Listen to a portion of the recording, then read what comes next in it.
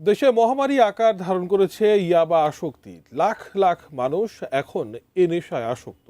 শুধু তাই নয়, আসক্তের সংখ্যা দিন দিন এতটাই বাড়ছে যা অসংখ্য মানুষের জীবন ধ্বংস করে দিচ্ছে। তরুণ তরুণী, যুবক যুবতী, এমনকি অনেক বৃদ্ধরাও এই নেশায় আসক্ত। বাংলাদেশের ইয়াবা মহামারীর সেই ভয়াল চিত্র তুলে ধরেছে আন্তর্জাতিক গণমাধ্যম দ্য আইরিশ টাইমস। বিস্তারিত জানাচ্ছেন এসআই রাজ।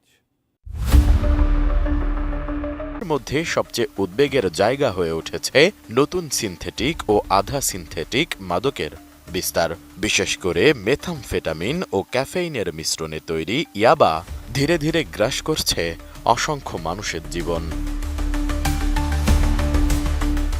দেশে উদ্বেগজনকভাবে বিস্তার হওয়া এই ইয়াবার ভয়াল চিত্র এক প্রতিবেদনে তুলে ধরেছে আন্তর্জাতিক সংবাদ মাধ্যম দ্য আইরিশ টাইমস। প্রতিবেদনে বলা হয়েছে, এই মাদক লাখ লাখ মানুষের মানসিক স্বাস্থ্য, পারিবারিক জীবন ও সামাজিক স্থিতিশীলতার ওপর মারাত্মক প্রভাব ফেলছে। প্রতিবেদনে মেটাল ফ্রিক ছদ্মনামে এক ইয়াবা আসক্ত ব্যক্তির অভিজ্ঞতা তুলে ধরা হয়েছে। তিনি জানান, একসময় পোষা পাখির যত্ন নেওয়াই ছিল তার নিত্যদিনের কাজ, কিন্তু দীর্ঘদিন ইয়াবা সেবনের ফলে আজ তিনি স্বাভাবিক জীবনযাপনই করতে পারেন না।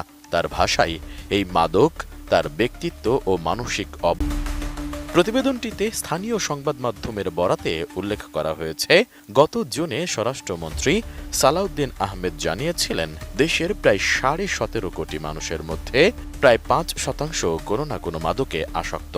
নতুন সিনথেটিক ও সেমি সিনথেটিক মাদকের বিস্তার পরিস্থিতিকে আরও জটিল করে তুলেছে বলে সতর্ক করেন তিনি। একই সঙ্গে মাদক সংক্রান্ত কয়েকটি অপরাধে মৃত্যুদণ্ডের বিধান রেখে নতুন আইনও পাশ হয়েছে। বর্তমানে প্রায় 82 লাখ মানুষ কোনো না কোনো ধরনের মাদক, অবৈধ মাদক ব্যবহার করছেন, যা দেশের মোট জনসংখ্যার 4.88%। নতুন সিনথেটিক ও সেমি সিনথেটিক মাদকের আবির্ভাবের ফলে মাদক দ্রব্যের অপব্যবহারজনিত সমস্যা আরও ঘনীভূত হয়েছে।